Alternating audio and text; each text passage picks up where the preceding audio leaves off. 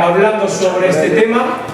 Vamos a orar y simplemente te digo, no es algo específico como quizás lo dan de una forma, los escuchado en el instituto. Queremos que entiendas cómo Dios lo ha dejado en su palabra.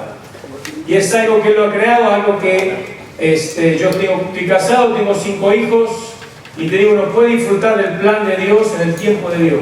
Y te digo, es lo mejor que hay, disfrutar de las cosas que Dios nos da, de las bendiciones en el tiempo de Dios. Así que antes que venga Marcelo Gajardo, vamos a orar y va a ser un tiempo espectacular. Seguramente Dios te va a mostrar y hablar cosas que quizás no habías conocido o no lo conocías desde la perspectiva de Dios. Así que oramos y Marcelo pasa para adelante.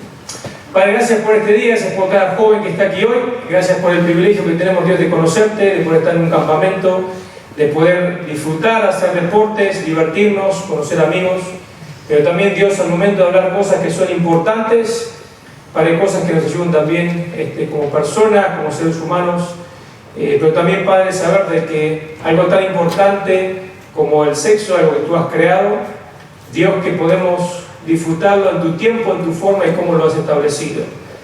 Y Dios, en este momento también poder tener un corazón abierto, una mente abierta para poder escuchar lo que tú has establecido, Dios, y quizás también considerar los cambios que tenemos que hacer para adaptarnos a tus planes y a la forma como tú lo has establecido.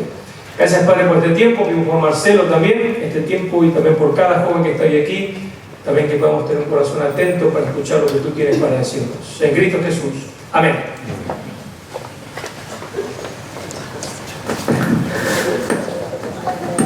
Bien, buenas tardes. Buenas tardes.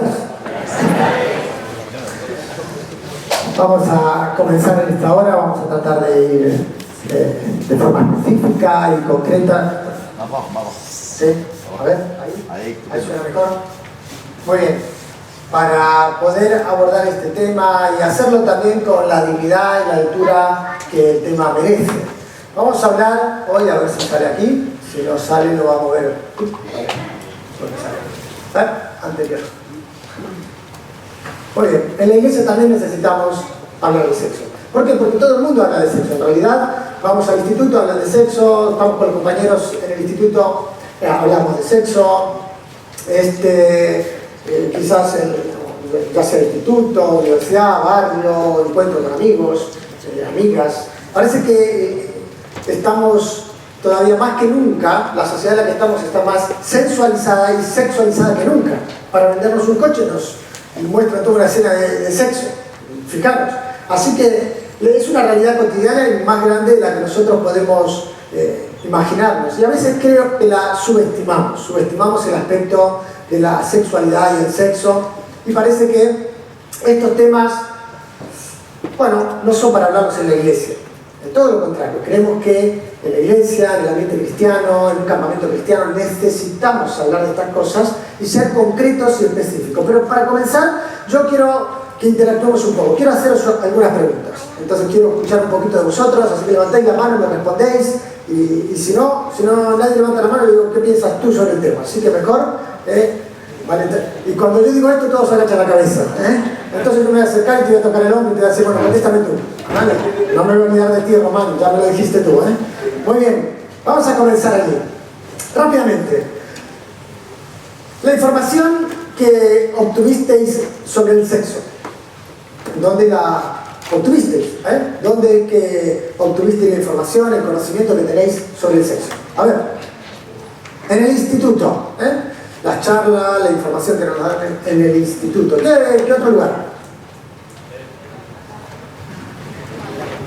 ¿Cómo? Con los padres, algunos, muy bien. ¿Por aquí qué dijeron? Por la tele, por la televisión. Cuidado, no. Os vais a sorprender, Muchas gracias por haberlo dicho. A ver, ¿por qué otro lugar? Por amigos, conversaciones con amigos. ¿Qué más? En otros campamentos. Muy bien. Bien, otra pregunta. Voy a haceros otra pregunta más.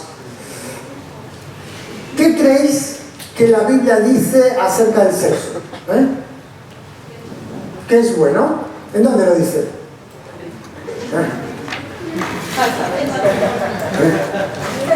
No, pero ¿en dónde lo dice la Biblia? A ver. ¿Qué es? Bueno. ¿Qué creéis que dice? ¿Algo más?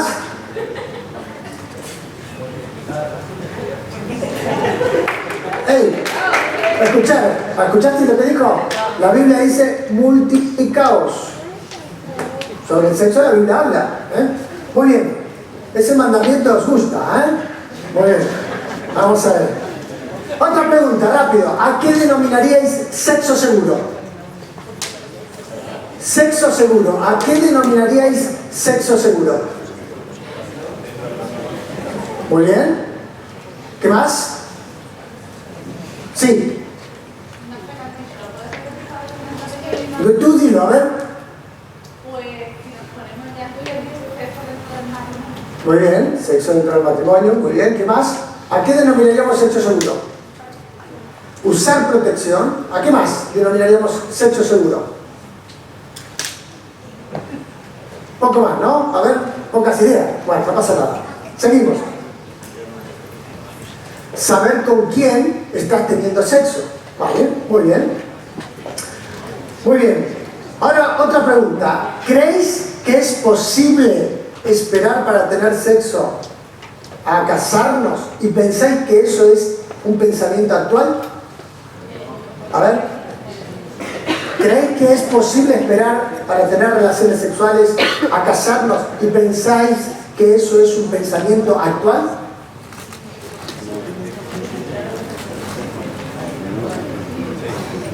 Es posible esperar hasta el matrimonio, pero el pensamiento actual quizás es un poco más difícil de sostenerlo, ¿no? ¿Qué más? Por ahí iban a decir algo. Habla. Es que estamos en Muy bien. Vale. ¿Creéis que la pornografía nos afecta? ¿Cómo? Ya que dijiste sí, ¿cómo? Un momento. Con ideas, yo creo que más que mensaje subliminal es muy directo, me dijeron, muy directo el mensaje, no es subliminal, Muy bien, pero dice sí, porque genera, escuchar, unas ideas preconcebidas, ¿vale? Sí. De forma emocional también, ¿por qué? Porque afecta lo de las ideas preconcebidas, luego como una expectativa. Muy bien, claro. En relación con las ideas preconcebidas, muchas veces hay expectativas que no se cumplen. Eso decía ella. Muy bien. Ahora sí avanzamos a ver si esto funciona. Muy bien. Vamos a ver cuál es la fuente de información. Esto no es algo que a mí se me ocurrió, sino esto es más bien estadístico. Y como vamos a ver luego algunos vídeos también de personas que hicieron entrevistas y afirmaciones y demás, vamos a ver que esto es más cierto de lo que podemos imaginarnos. En primer lugar, la información la concebimos de conversaciones con amigos, conversaciones entre personas iguales a nosotros. La segunda fuente de información es la educación sexual que nos ofrecen los centros de estudios. Una forma creciente en los últimos años ha sido también por internet e incluso, como decía, ¿cómo es tu nombre? Dilo más fuerte. Steven, ok, es que no tiene Steven. Muy bien, tenías que mirarte la mente, parecía, Como nos decía Steven, prestar atención también a través de la televisión, las series y las películas. O sea, a ver si esta es la generación que más series consume, para que tengáis una idea. Y no específicamente a través de una pantalla de televisión, sino a través de móvil, tablet, algo privado, algo personal, y al final también quiero hacer una referencia a esto. Pero las series más que nunca están más sexualizadas, mal orientadas y sumamente sensualizadas en estos tiempos. Así que tenemos que pensar y observar estos detalles en nuestras vidas. Una de las cosas que tenemos que ser conscientes es que Dios nos diseñó de una forma particular. Dice la Escritura que Él nos hizo semejantes a Él. ¿Cómo? En intelecto, en emociones y en voluntad. Y somos seres relacionales, por eso tenemos Por eso tenemos cuerpo, también como seres relacionales nos relacionamos unos con otros, pero evidentemente en la caída del hombre hubo aspectos de la vida que Dios las hizo de una forma, las diseñó de una forma santa y pura, como decimos, emociones, intelecto y voluntad, y en el momento de la caída todo eso se vio afectado. Así que aquellas emociones, como dice Efesios, ahora están en la oscuridad, están entenebrecidas, tenemos un corazón endurecido. El intelecto también está en oscuridad y hablamos de la voluntad. La voluntad termina siendo una voluntad esclava del pecado. Y aunque no queremos, nacemos con esa naturaleza y pecamos. No somos pecadores porque pecamos, sino que pecamos porque somos pecadores. Está en nuestra naturaleza. Ahora, ¿sabéis? Nosotros cuando miramos a otra persona, miramos su comportamiento. Y entonces definimos a la persona por su comportamiento. Pero el comportamiento es ni más ni menos que el reflejo de sus valores. Pero por otro lado, los valores están construidos sobre las creencias, en base a lo que creo. Y entonces, según hemos sido formados en el hogar, en la familia, nosotros vamos formando valores y esos valores definen nuestro comportamiento. ¿Sabéis? Algo que me pareció curioso, aunque algunos de vosotros dijisteis conversaciones con las madres o con los padres, especialmente quizás la sexualidad se aborda más en el aspecto femenino. ¿Por qué? Porque llega una etapa en la vida donde hay cambios hormonales que son necesarios ser tratados, entonces las mamás se implican un poco más, aunque con los hijos varones esa no llega a ser la dinámica de la conversación. Pero observar algo, y me llamaba la atención, que fuera del ranking están la familia y la iglesia. La familia prácticamente no habla de sexo, la iglesia prácticamente no habla nada de sexo. Parece que eso solo cuando hay una boda y se menciona allí de forma superficial. En esta hora yo quiero compartir con vosotros 3 aspectos, y bajo estos 3 aspectos va a ir el taller de esta hora sobre el sexo.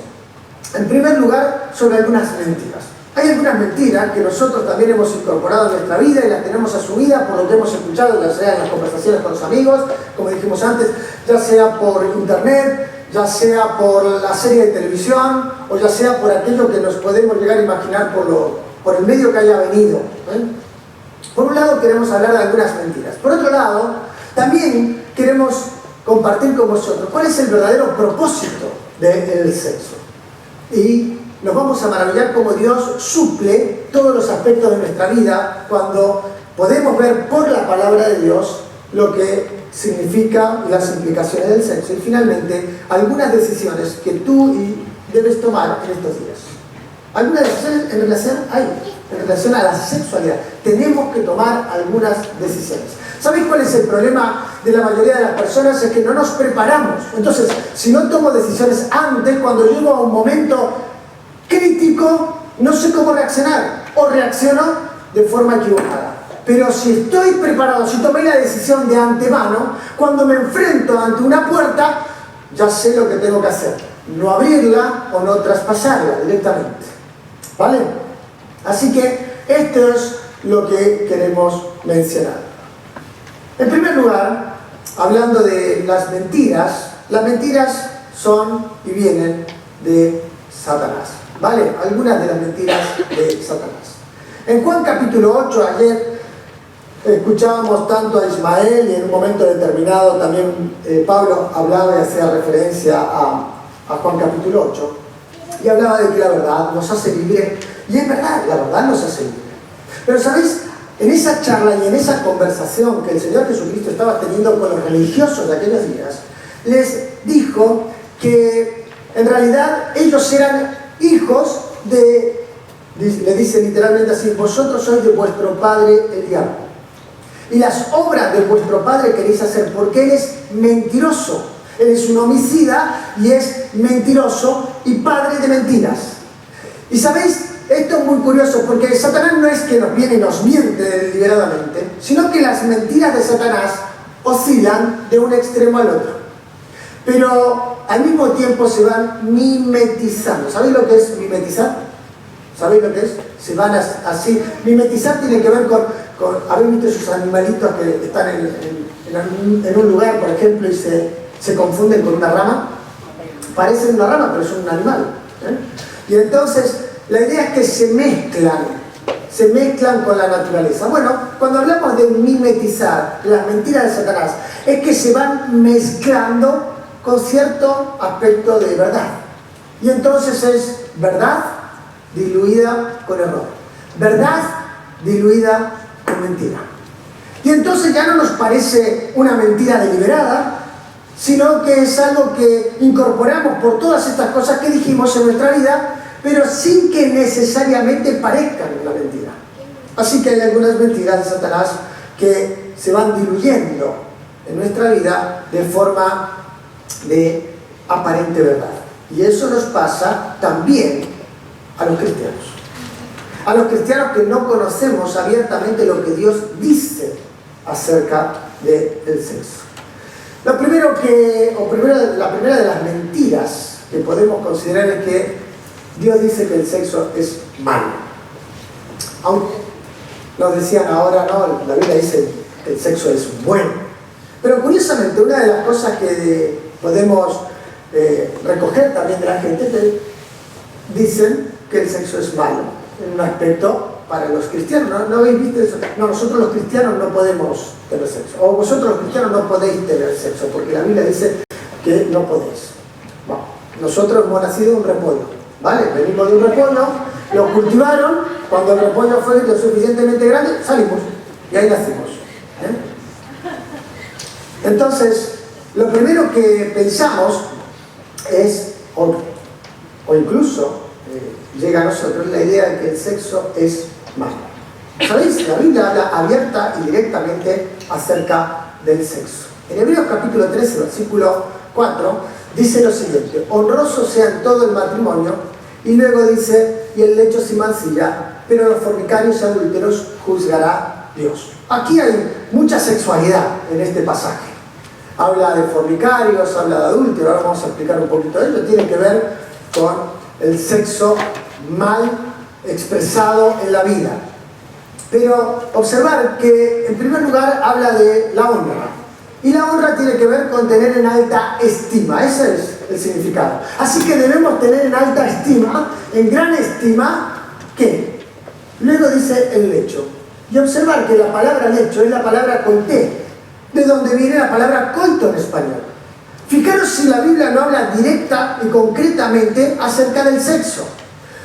Y tiene que ver directa y concretamente con la relación sexual.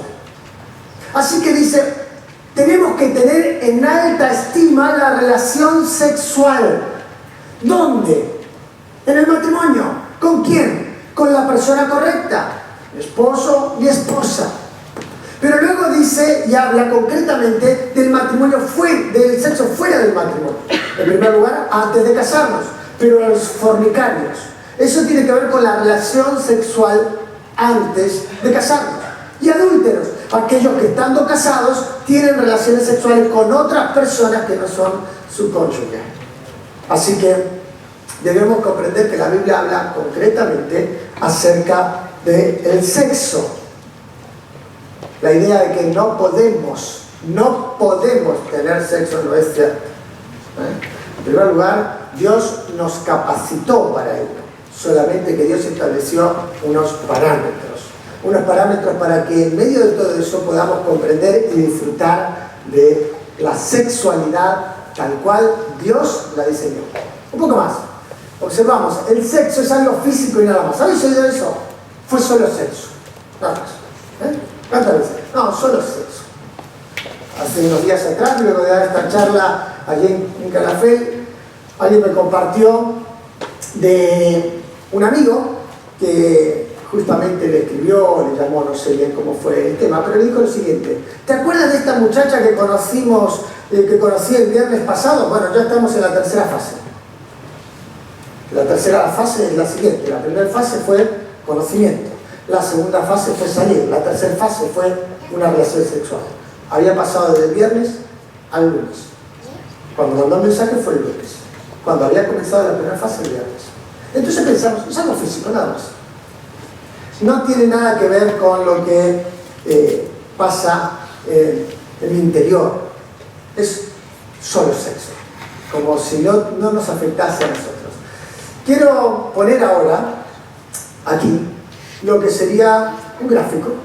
Y el gráfico es del órgano sexual más poderoso que poseemos. Y curiosamente no está donde creemos que está en otro sitio. Está en nuestro cerebro. ¡Oh, qué desilusión! Pensé que ibas a poner otra cosa. Ahora, fijaros, es en nuestro cerebro donde las cosas se van produciendo. Y Dios nos diseñó de una manera extraordinaria para que nosotros podamos comprender y entender todos los aspectos de la sexualidad. ¿Sabéis que cuando preparé un taller que dimos en un retiro de la iglesia, algunos de vosotros estuvisteis presentes, hablamos de la familia, y entendíamos que un aspecto importante de hablar con los jóvenes de nuestra iglesia, de nuestras iglesias, porque éramos varias iglesias que estábamos aquí, era hablar de sexo y hablar concretamente acerca de esto. Y me apasionó descubrir algunas cosas que honestamente no conocía, porque solamente nos remitimos a lo mismo, ¿no? Tratamos la sexualidad de una forma muy superflua, muy por encima, y no nos detenemos a considerar otras cosas que Dios hizo y diseñó. ¿Sabéis algo interesante que descubrí? Que cuando tenemos una relación sexual, el orgasmo, por ejemplo, sucede en nuestra mente. Y eso es maravilloso. Pensar que Dios nos diseñó de una forma para que podamos comprender, y vais a entender esto luego, finalizando también, cómo afecta nuestra mente en toda la relación sexual. Allí en lo que encontramos como el hipotálamo, que está en el centro del cerebro, cuando, por ejemplo, tenemos relaciones sexuales, se van produciendo hormonas que también se transforman en neurotransmisores, van llevando información de una parte al otro para que podamos tener un deleite de distintas situaciones o advertencias en otras, por ejemplo. Pero es muy curioso esto, que las hormonas no saben diferenciar entre lo bueno y lo malo, simplemente reaccionan. Así que Dios también nos dio una cabeza para pensar y para entender aquello que Dios planteó y diseñó para nosotros. Cuando pensaba en esto, sabía que las mujeres producen en 3 momentos particulares de la vida una hormona que se llama la oxitocina. La oxitocina específicamente la producen en 3 momentos. Y luego voy a explicar un poco más acerca de ella, pero son 3 momentos que son clave para que entendamos que no es algo solamente físico. Una es cuando tiene el orgasmo. Cuando una mujer tiene un orgasmo, produce oxitocina. La segunda ocasión cuando la mujer produce oxitocina es también cuando está por dar a luz, de manera que facilita el parto, produce la dilatación necesaria para que nazca el bebé. Y la tercera ocasión cuando la mujer está produciendo oxitocina es cuando amamanta a su hijo. Ahora quiero que penséis, son 3 momentos de una conexión tremenda. Son 3 momentos en la vida donde hay una conexión tremenda con una persona teniendo una relación sexual, con un bebé dando a luz o con un bebé amamantando. Esa es una conexión increíble. No podemos pensar en el sexo simplemente como algo físico o externo. ¿Sabéis? Esta hormona, los científicos la definen con 2 nombres. La hormona de la felicidad y la hormona del amor. Observad. Así que existe una hormona, la hormona del amor, que se produce, las mujeres en particular la producen en estos 3 momentos de la vida. Pero el hombre también produce una hormona. Ahora, esta hormona la tenemos tantos hombres como mujeres y la vamos produciendo en distintos momentos de la vida, y es la vasopresina. Y simplemente para mencionar un poco acerca de esta hormona y luego detenerme en el aspecto de los hombres, esta hormona, por ejemplo, una de las cosas que hace es acelerar la actividad cardíaca para preparar también al hombre para la relación sexual. También lo que hace, mantiene el equilibrio entre el agua, entre la glucosa, el sodio, que tiene que haber el equilibrio también en el cuerpo. Pero hablando específicamente, ya han detectado que esta hormona también es producida durante la relación sexual de forma más activa en los varones más que en cualquier otra persona durante se mantiene la relación sexual. ¿Y sabéis cuál es la función? La función de esta hormona es potenciar la relación sexual, dinamizar la relación sexual, de modo que produzca placer y conexión. Ahora, quiero deciros cómo denominan los científicos esta hormona. A esta hormona se la denomina como la hormona de la monogamia. Y la producen los hombres. ¿Qué conexión? La hormona del amor o la felicidad, la hormona de la monogamia. Y todo eso dentro del cuadro que Dios diseñó, el matrimonio, produce una unión singular. Escuchadme, allí en Génesis capítulo 2, cuando el Señor Jesucristo cuando Dios está estableciendo el matrimonio del Señor Jesucristo, va a volver a citar esto cuando le hablan acerca del divorcio. El Señor Jesucristo dijo, haciendo referencia a Génesis, en el principio no fue así, que los hombres se divorcien y demás. Dios diseñó la familia, el matrimonio. ¿Y sabéis cómo lo hizo? Dijo que dejarían a su padre, a su madre, se unirían a su mujer y serían una sola carne. Y estas hormonas, ¿sabéis lo que facilitan? La unidad. Lo que están haciendo es facilitar esa unidad. También facilitar la permanencia. Por eso, cuando el sexo se transforma en algo promiscuo, algo irresponsable, se van perdiendo esas conexiones. Y tenemos que entender cómo nos afecta. En este mundo tan hedonista, en búsqueda del placer, el diablo ha metido allí su mentira y la ha colocado en nuestras mentes. Es solo algo físico. Dios lo diseñó de forma especial. No es solamente físico. Todo esto que estoy mencionando acerca de la hormona nos conecta emocionalmente con la otra persona. Y al mismo tiempo, cuando lo hacemos de la forma correcta, nos conecta y nos permite tener un deleite dentro de los parámetros de Dios. Así que espiritualmente también está afectándonos. De hecho, fijaros que ante cristianos que mantienen una relación sexual promiscua, lo primero que hacen después de eso es sentirse triste, en lugar de sentirse gozoso, ¿no? Porque nos afecta espiritualmente. Bueno, un poco más, avancemos con otra mentira. Otra mentira, no hay nada malo tener sexo con mi novio o con mi novia. En total, ¿qué problema hay con ello?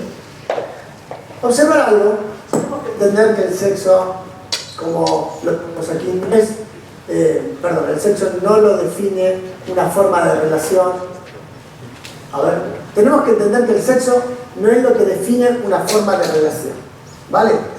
Sino, más bien, tenemos que comprender que si queremos tener una relación con otra persona, no necesitamos tener sexo, puntualmente. Tenemos que cultivar eso. Ahora, hay algo que no nos damos cuenta, que cada vez que tenemos una relación sexual, y especialmente si comenzamos teniendo relaciones sexuales siendo muy jóvenes, la realidad es que esas relaciones no perduran con el tiempo y probablemente no te cases con esa persona.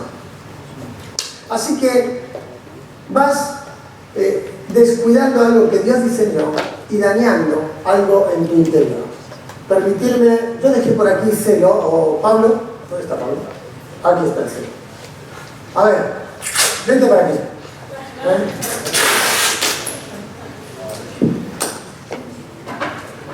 ¿Sabéis? Algo que tenemos que entender, y el sexo, como Dios lo diseñó, lo que produce, ponte bien. Pues, tira tu brazo. Tira tu brazo, hombre. Venga, por ánimo. Sí.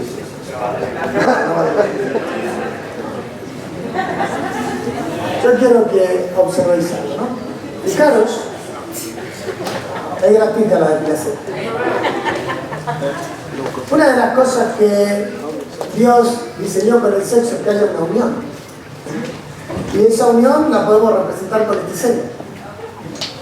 El tema es que no nos damos cuenta. No, tranquilo, que no te lo voy a dar. Esto te lo vas a llevar tú luego, ¿vale? Pero lo que no nos damos cuenta es que tenemos una relación sexual y fijaros, aquí quedaron algunos vellos algunas células muertas, ¿no?, de él en este lugar. Pero cuando tenemos una relación sexual con otra persona, nos llevamos algo de la otra persona. Y entonces pensamos, bueno, esto no afecta. Pero al final esa unión que tendría que permitirnos realmente tener un deleite, un disfrute, esa permanencia que Dios diseñó, cuando volvemos a tener una relación sexual con otra persona, fijaros algo, ya sale más fácil, pero también lo vamos llevando. Y luego lo intentamos de nuevo, y ya cada vez va pegando menos, y va afectando menos, pero siempre nos llevamos con nosotros algo de la otra persona.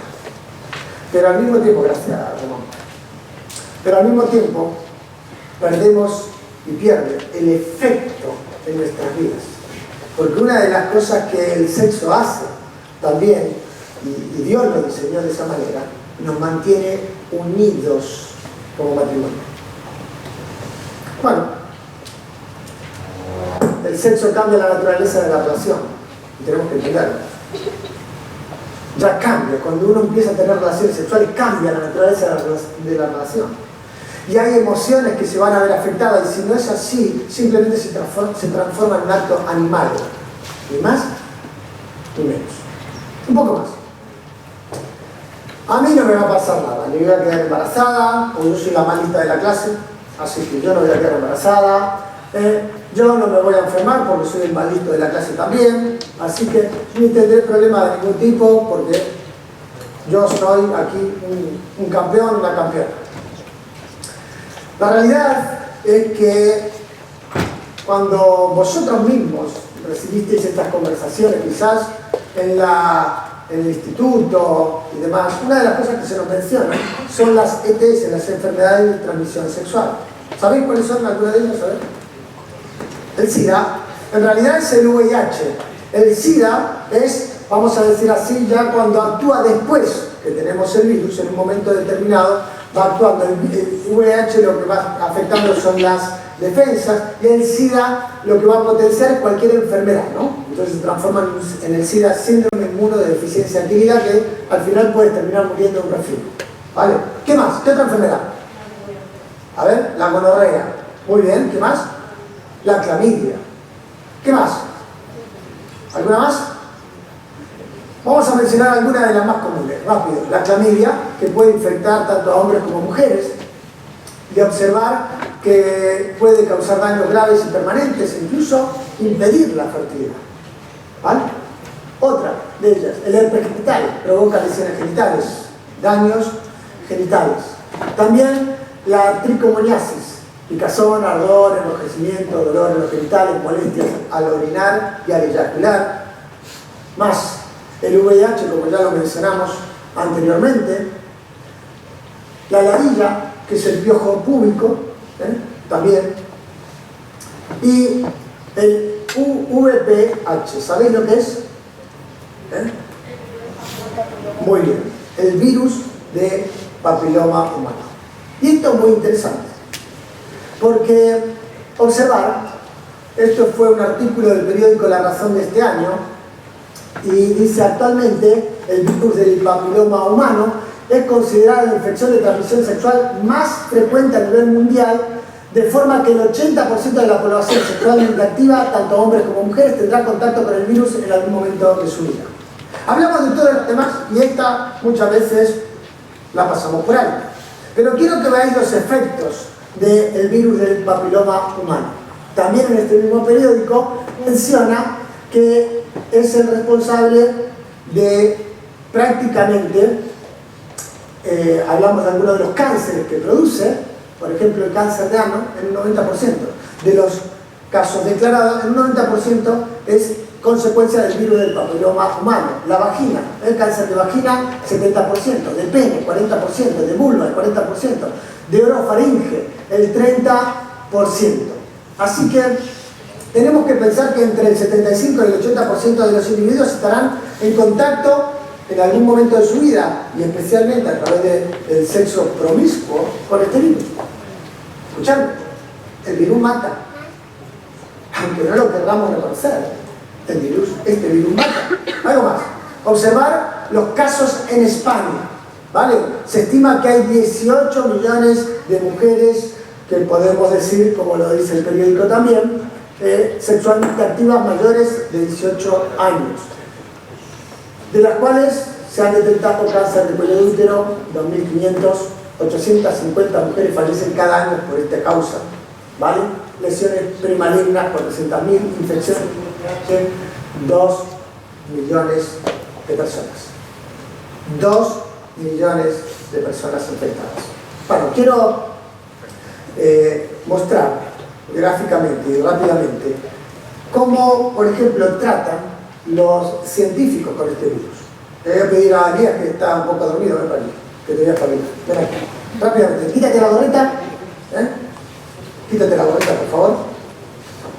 ¿Sabéis que cuando estamos hablando del virus del papiloma humano, ponte esto, ¿qué pasa? Entra mano, adentro, venga.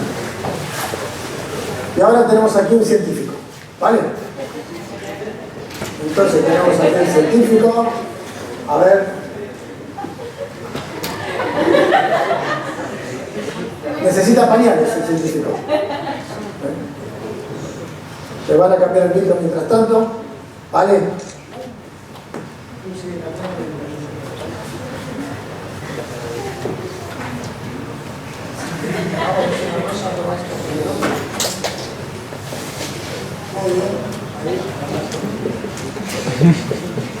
Toma las gafas, ponte las gafas, muy bien, ponte esto en un pie, con cuidado, ponte en un pie, para eso la zapatilla, así, con cuidado, le falta el otro, no sé, me lo han quitado, vale, hasta ahí abajo, toma, ponte el otro pie, está guapo, ¿a que sí? ¿Está guapo o no? Ahora que está tapado. Muy bien, toma por favor esto, fundamental, ponte los guantes, con cuidado, ponte una mano, ponte los guantes, vale, venga, ponte el otro también, muy bien, el otro. Ahora quiero que penséis en esto, ¿vale? Quiero que, lo veis todos, ¿no? Está más guapo que nunca, ahora sí, tendrá que andar así en el campamento. Ahora quiero que penséis de esta manera, un científico que manipula el virus del papiloma humano se viste de esta manera y a ti te dicen usa un preservativo. Ahora piensa en la protección que él tiene que tener simplemente para manipular el virus, para estudiar, tratar, examinarlo, y a ti te dicen usa un preservativo. Eso es sexo seguro. Cuídate, es todo lo que necesitas, un preservativo, cuando ellos realmente tienen que protegerse de esta manera. Gracias, voy a explicarte la cosa. Para que te quedes así todo el campamento también, no pasa nada. Y te pones una caja como el otro. ¿Sabes? Otra mentira de Satanás, rápido. Vamos. Yo no consumo pornografía, no consumo pornografía, pero nos vamos a dar cuenta que estamos en una sociedad pornificada. Por otro lado, también a mí no me afecta ver escenas de sexo. ¿Has escuchado eso? Pero no, a mí no me afecta.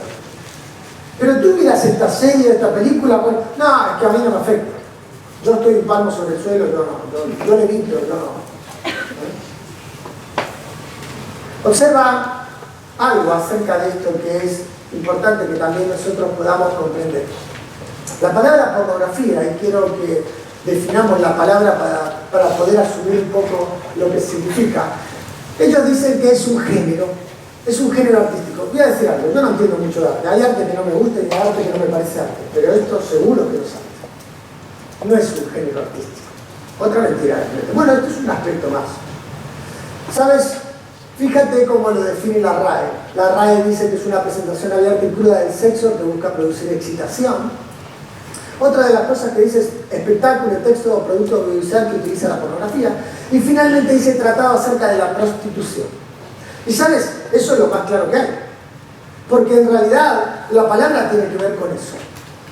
Vamos a observar lo que dijo un psicólogo en una entrevista. Entre los 9 y 11 años empiezan los chavales a iniciarse en el consumo de pornografía. Es como la edad de contacto, de primer contacto, en un momento evolutivo en el que no están preparados para digerir todo esto que ocurre en la pornografía. Si lo comparamos con otras generaciones previas, sobre todo las anteriores a Internet, es mucho más adelantada esta edad de iniciación al porno. Sí, claro, desde la década de los 90 se ha producido lo que se conoce como la triple A: la accesibilidad, la asequibilidad y el anonimato, lo que ha ofrecido Internet un medio para que esto se revolucione y se vuelva tremendamente fácil de consumir para los adolescentes. Lo que no entiendo es por qué, para ver contenidos pornográficos en los que aparecen violaciones de mujer o vídeos para los que los niños no están preparados, no hay ningún tipo de regulación. Si entiendo que afecta de forma distinta a los chicos que a las chicas, ¿me estoy equivocando o es así? Como el hombre es el mayor consumidor de pornografía, le afecta más. Aún así, la mujer se relaciona con hombres pornificados, entonces en esta medida también le está afectando.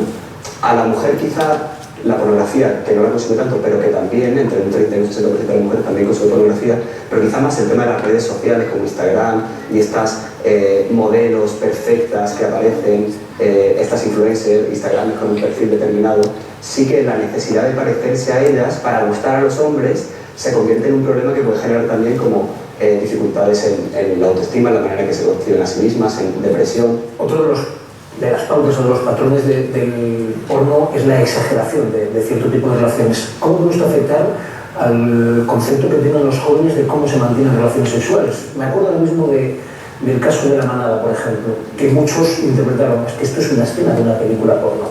Es tan directa esa relación que puede haber entre el consumo de un cierto tipo de porno y cómo luego se comportan los varones en las relaciones sociales. Y parece que el sexo se puede conseguir donde y cuando se quiera. Y en algunos vídeos la mujer al principio parece no querer la relación sexual, pero al final del vídeo acaba teniendo relaciones sexuales. Entonces estamos mandando un mensaje de que el sexo puede ocurrir siempre que queramos, con consentimiento o sin consentimiento. Una de las cosas a las que te dedicas es a ir por institutos a impartir charlas sobre educación sexual. ¿Qué es lo que te encuentras? ¿Qué te sorprende de lo que sabe o no sabe un niño de 11 o 12 años? Recuerdo en mayo, en el colegio en el que estuvimos, yo siempre pongo una tabla y pongo sexualidad en pornografía y sexualidad real. Y entonces le hago pues que hablen sobre las diferencias, debatan. Y una de ellas es la sexualidad es íntima o la sexualidad es pública, se exhibe, etc. Y levanta la mano un niño de 12 años y me dice, oye, entonces si me hago una orgía, ¿eso es íntimo o es público? Y esto, bueno, te pone un poco también, o te da sentido sobre lo que está ocurriendo en estos jóvenes, que es que con 11 años, cuando ni han tenido una relación sexual, ni mucho menos, ni siquiera han tenido una novia, ni le habrán dado un beso, ya están hablando de orgías. ¿Cómo calificarías la educación sexual que reciben nuestros jóvenes en casa y en los centros educativos? Hace poco estuve dando una charla en un colegio aquí en España, un buen colegio, y mandábamos cuestionarios a los alumnos previamente a la charla, a los alumnos, a los profesores y a los padres. Los alumnos contestaron casi el 100%, algunos más de broma, pero la gran mayoría consumía pornografía, lo decían explícitamente y así lo decían en la charla. Los profesores, muy interesados, también contestaron casi todos. Los padres contestaron 2 de 300 que acudieron a esta sesión que dimos. Creo que la familia es la dimensión o la entidad más importante en la que debería fomentarse la educación sexual. Creo que en los colegios se hace, pero se centra mucho en prevención de enfermedades de transmisión sexual, que es algo fantástico y es necesario que hablemos de ello, pero no hablan de la sexualidad al completo. Hablan mucho de sexo muchas veces, pero no hablan de una sexualidad entendida de una forma más amplia, ni de pornografía. Y creo que podamos hablar de pornografía es algo indispensable hoy en día. Alejandro Llena, muchísimas gracias por escucharte. Fijaros a nomás y definamos esta palabra. La palabra pornografía tiene que ver con porneo, prostituta, que viene de una raíz que significa vender, y tiene que ver con lo que decía la palabra de un tratado, grafía, letras o escrito. En Romanos capítulo 6, esta palabra se traduce como ramera. Y fijaros que ninguno de nosotros quisiera estar casado con una persona así o ser ese tipo de persona. Sin embargo, lo incorporamos a la vida como algo natural. La estrategia de Satanás en cuanto a la pornografía ha sido distorsionar el diseño de Dios en nuestra mente. Recordad que la Biblia dice que el ladrón viene para hurtar, matar y destruir, y Jesucristo dijo, pero yo he venido para que tengan vida y vida en abundancia. El diablo quiere matar, hurtar y destruir. Él va a ir quitándote sutilmente aquello que Dios te dio, la pureza. Él quiere quitar sutilmente cosas que Dios te dio, algo que tiene que ser exclusivo para un momento exclusivo de la vida, con unos fines específicos, como vamos a ver ahora. Sin embargo, el ladrón viene para hurtar y lo hace de forma sutil. Recuerda, la mentira de Satanás van de un extremo al otro y oscilan y se mimetizan con verdades.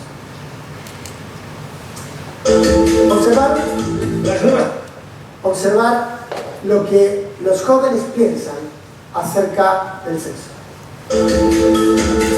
Las nuevas tecnologías han cambiado nuestros hábitos de consumo, también en la pornografía, una industria que tiene mucho éxito entre los jóvenes. Por eso hemos venido a este campus universitario para preguntarles hasta qué punto la pornografía influye en su sexualidad. ¿Consumes porno habitualmente? Sí. De vez en cuando. No. ¿No? No, creo que es un poco machista el porno, entonces decido no consumirlo. Nunca. Nunca. Sí. ¿A qué edad empezaste a consumir porno? Sobre los 14, 15 años. ¿17? Quizás con 13 años, una cosa así. O sea, muy temprana. ¿Por qué consumes porno? Es lo más similar que hay a la educación sexual, porque en la escuela nadie te enseña y a los padres les da mucho pudor explicarte. Según los estudios que se hacen sobre pornografía, las nuevas tecnologías lo que facilitan es que los jóvenes empiecen a consumirla a edades más tempranas. La pregunta es, ¿en algún momento de tu vida tu concepto del sexo estuvo condicionado por el porno? Totalmente, pasó a ser muy violento y yo a lo mejor realizar prácticas que de normal no me hubiesen gustado, pero lo veía y lo normalizaba. En tu caso, ¿crees que te llegó a influir en tu forma de entender el sexo, el consumir porno desde tan joven? Creo que no.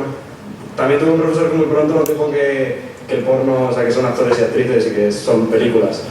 O sea, que creo que eso inconscientemente me hizo diferenciarlo totalmente de la realidad que esperaba del sexo. ¿Crees que el porno llegó en algún momento de tu vida a influir en tu forma de entender el sexo? Seguro. Aunque sea de manera indirecta o que no eres consciente de ello, pero estoy seguro que me ha influido a mí y influye a todo el mundo, ¿no? Aunque luego trates de cambiarlo. ¿Cómo definirías el papel que reserva la pornografía para la mujer? Pues de ser sumisa y de complacer al hombre. O sea, no existe un porno dirigido a las mujeres ni enfocado en su placer. Es todo para la visión del hombre. Entonces muchas veces me he planteado, ¿por qué estoy viendo algo que realmente a mí no me gusta, ni me beneficia, ni nada? Es solamente para consumo del hombre. Yo sinceramente soy feminista y estoy a favor de abolir el porno tal y como soy, porque da una visión totalmente irreal del sexo y además machista. El porno, si se usa de forma correcta, puede servir para desahogarte sin ningún tipo de problema. Pero cuando pasa a ser, por ejemplo, una adicción, cuando pasa a no comprenderse, puede ser un gran problema en la sociedad porque estás... es como una película, puedes creerte algo que es real, o sea que no es real y te estás pensando que es real. ¿En alguna relación sexual alguna vez te has sentido tratada por la otra persona como una actriz porno? Sí. ¿Cómo se siente una mujer cuando en una relación de confianza, como es una relación sexual, alguien le pide eso? Pues en ese momento sabes que esa práctica él lo ha visto en vídeos, porque tú también lo has visto, y sabes que sale de ahí. Si no estuviéramos acostumbrados a ver tantos vídeos de eso, no nos saldría directamente a hacer esas acciones a lo mejor un poco violentas en pareja. Muchas gracias. Eso es lo que piensan los jóvenes acerca del sexo. Vamos a ver en un momento lo que Dios dice acerca de ello. ¿Sabéis? Hay cosas que tenemos que tener claro. En primer lugar, que la pornografía muestra no es real en el matrimonio. Si tú piensas que cuando llegues al matrimonio vas a hacer todas esas cosas que se ven en pornografía, te equivocas y vas a generar un gran daño a tu matrimonio, a tu relación, a la autoestima de la otra persona, a la durabilidad del matrimonio incluso. Por otro lado, la pornografía lo que va a producir es que no tengamos relaciones naturales con las demás personas, que no nos podamos relacionar correctamente con el sexo opuesto, porque tenemos una mente pornificada. Como decían anteriormente, el porcentaje de pornografía en su gran mayoría es consumida por los hombres, pero las mujeres también, entre el 30 y el 60%. Así que eso condiciona nuestro relacionamiento con el sexo opuesto. Por otro lado, la pornografía es adictiva. ¿Sabéis? Hay una hormona que producimos también en momentos de, podríamos decir, de gran placer, y se llama la dopamina. Y eso, la dopamina tampoco diferencia. Si te gusta, por ejemplo, la acción, o que estás practicando algo que te gusta, que te encuentra placer, vamos produciendo dopamina. Y una de las cosas que se demostró que ante el consumo de pornografía, lo que empezamos a producir es dopamina. Pero algo pasa. Sabéis que si tú estás mirando pornografía llega un momento que ya no produce la dopamina que te da placer. Entonces tienes que empezar a mirar sexo en otra perspectiva. Y entonces ya dejas de ver un tipo de sexo y empiezas a ver otras variantes de la sexualidad todavía más pervertida.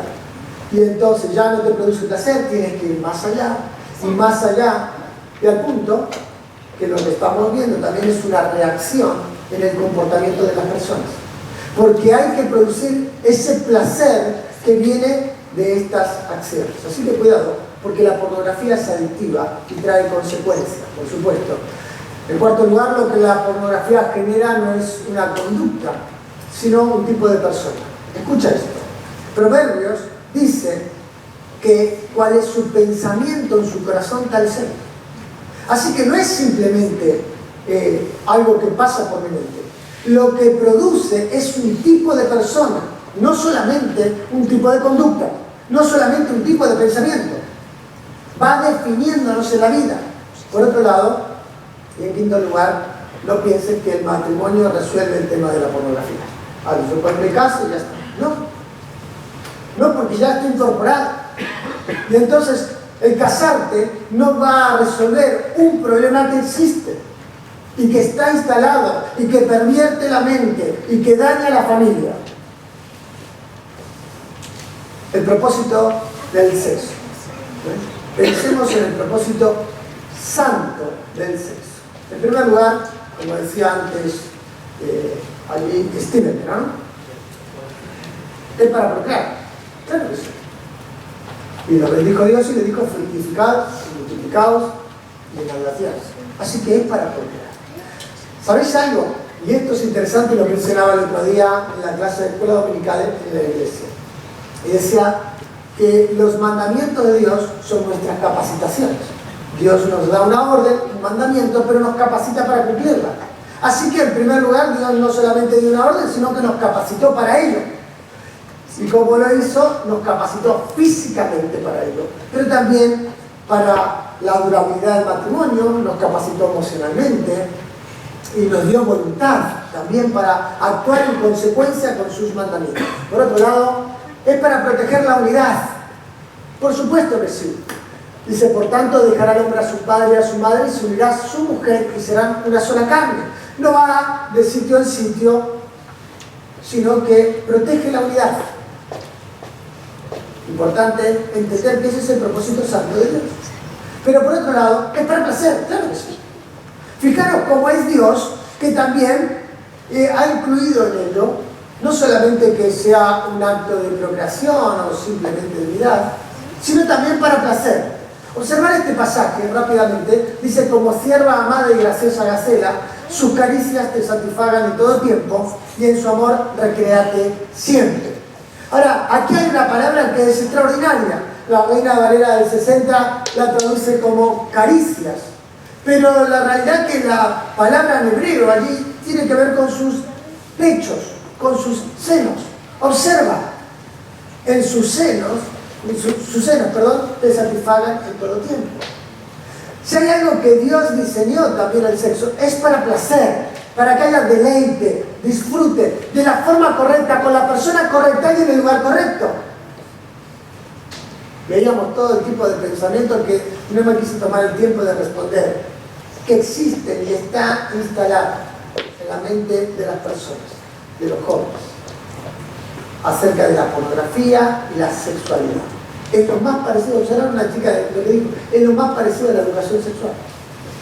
Tremendo. Por último, algunas decisiones que tienes que tomar. Decisiones sabias que van a definir tu vida. La primera de ellas es practicar la abstinencia. No, parece que eso no es de otro mundo. No, parece que eso está fuera de moda. No se trata de moda. Se trata de entender lo que Dios diseñó. Observa que una de las cosas que la Biblia dice, y cuando estamos en campamentos, o estamos con jóvenes, o estamos con personas que tienen inquietudes espirituales, una de las cosas que las personas me dicen, bueno, ¿cómo puedo saber yo la voluntad de Dios? ¿No te ha pasado eso? ¿Cómo puedo saber yo la voluntad de Dios?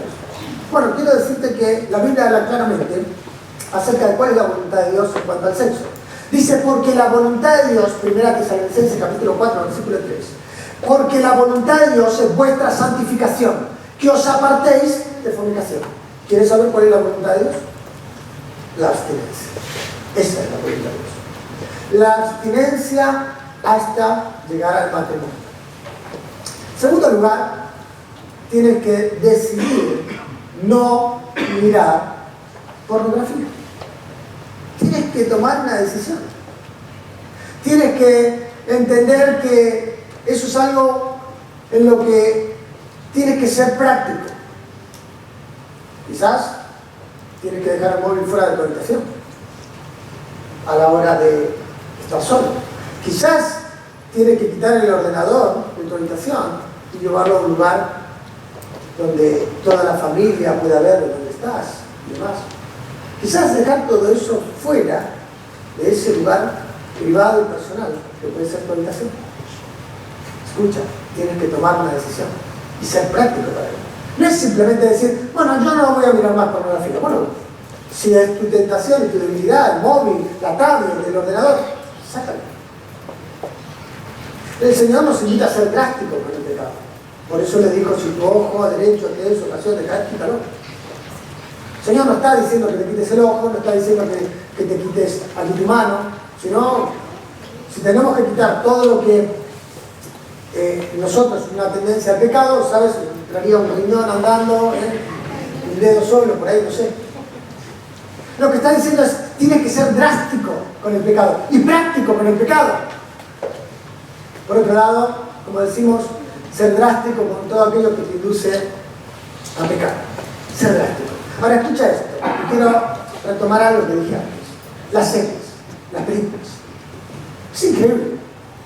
Pero todos van hablando allí de series como algo normal. Y voy a deciros algo que me pasó a mí de forma personal. Todos hablaban allí, Juego de Tronos, tiene... no, Juego de... Tienes que ver Juego de Tronos. 10 minutos, no, ¿qué 10 minutos? 5 minutos habré visto Juego de Tronos. Imposible. Escucha, esto no me lo decían increíble, me lo decían creyentes. Juego de Tronos. ¿Os dais cuenta de lo que estáis mirando? ¿Os dais cuenta de lo que estáis llenando la mente? ¿Os dais cuenta cuando hablaba el psicólogo, mientras que los hombres están pornificados, las mujeres en definitiva también van tomando malas decisiones al punto tal que todo gira alrededor de las redes sociales, el Instagram, meter una imagen y tal y cual? Pero al final hay tanta infelicidad dentro. No voy a hablar de esto porque sé que Moisés va a hablar un poco más de ello. Así que, y si no, estás invitado a hacerlo. No, habíamos hablado antes, te lo digo. Por otro lado, si tienes problemas, si realmente tienes problemas, tienes que pedir ayuda. Ahora, me gusta decir esto porque es cierto. Estoy convencido de esto, que en tu iglesia, el lugar donde vienes, hay personas que quieren ayudarte. Hay personas que quieren orar por ti, que quieren acompañarte en la debilidad, que quieren fortalecer tus manos, tus ojos, tu corazón. Tienes que entender que si tienes problemas, necesitas pedir ayuda. ¿Sabes? Dios nos ha dotado un cuerpo, el cuerpo de Cristo, donde unos a otros nos apoyamos y nos sostenemos. Necesitamos tener un compañero de oración. Y quiero decirte más, necesitamos tener personas a las cuales rendir cuentas. Personas que tengan la libertad de decirme, escucha, tú me compartiste esto, ¿cómo has estado esta semana?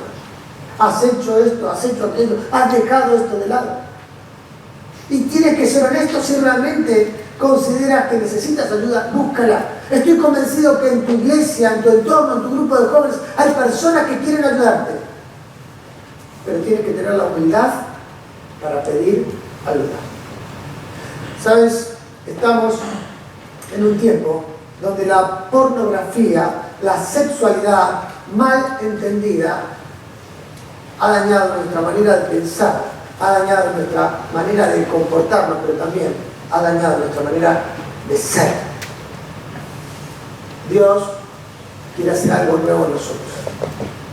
Y quizás ya a esta altura hay cosas que ya has perdido.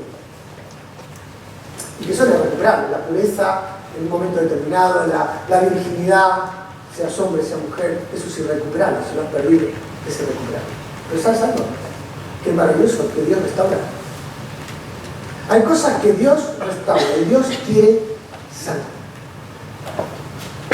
No tiene que ver solo con lo físico, tiene que ver con lo espiritual. Y hay algo que Hebreos capítulo 9 dice, que la sangre de Cristo, que es tan eficiente, que una de las cosas que hace es incluso quita la culpa. No solo perdona el pecado para darnos salvación en cuanto a nuestra eternidad, pero también, cuanto más, la sangre de Cristo limpiará nuestras conciencias de obras muertas para que sirváis a Dios. El objetivo de esta charla no es generar culpa, sino una vez más advertirnos, llamarnos a dedicar nuestras vidas a Dios, llamarnos a la pureza, llamarnos a la santidad y llamarnos a vivir según el diseño de Dios. Dios te diseñó como es. Dios, lo maravilloso que en todo esto no es que estemos en un campamento en el cual pensamos en Dios. ¿Sabes qué es lo maravilloso? Que Dios ha pensado en ti. Por eso proveyó a Cristo. Por eso también nos deja su palabra y por eso también nos da instrucción para que vivamos según sus ordenanzas, según sus parámetros y que sintamos deleite en él. Queremos animarnos en esta semana a que pienses en estas cosas que te hemos mencionado y que tomes decisiones que marcarán no solo tu presente, sino también el tipo de familia que tengas. Vamos a acabar orando al Señor y agradecidos por este momento, por supuesto. Voy a pedir a Abraham, ¿nos dirige, Señor? Gracias, Padre, por algo tan importante que tenemos que recordar todos. Gracias porque has creado algo tan hermoso y perfecto como es el sexo. Y te pedimos ayuda también para cada uno de nosotros, que nos alejes del mal, que nos alejes de la pornografía, de todas estas cosas que afectan nuestra vida, y que tú también ayudes a cada uno de los que estamos aquí a tomar decisiones drásticas, Señor, para que esto sea algo que nos ayude en nuestra vida personal, familiar, en el matrimonio, y también para tantos jóvenes que también han de estar preparándose para el futuro, para ese hombre, esa mujer que les tienes preparado para cada uno. Por eso, ayúdanos, Señor, y que esto, nuestras vidas puedan glorificar tu nombre siempre. En el nombre de Jesús. Amén. Pues muchas gracias. Ahora sí, afuera ya terminamos con los siguientes. Que Dios os bendiga.